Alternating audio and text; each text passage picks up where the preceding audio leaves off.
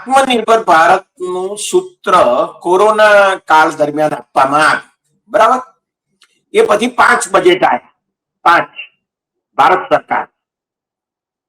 એક પણ બજેટ એવું નથી કે જે બજેટમાં તમે ભારત સરકાર વિદેશી દેવું કેટલું લેવાની છે એનો અંદાજ આપવામાં ના આવ્યો.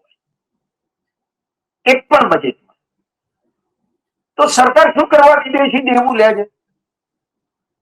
ના, જેટલું છે એટલું ચૂકવો, નવું શું કરવા લો છો? મને એ નથી સમજાતું. સરકાર શા માટે વિદેશી દેવું લે છે? તો ડોલરમાં જ લેવાનું, ડોલરમાં જ એનું વ્યાજ આપવાનું, મુદ્દલ પણ ડોલરમાં જ ચૂકવવાનું. શું કરવા કરો છો ભાઈ?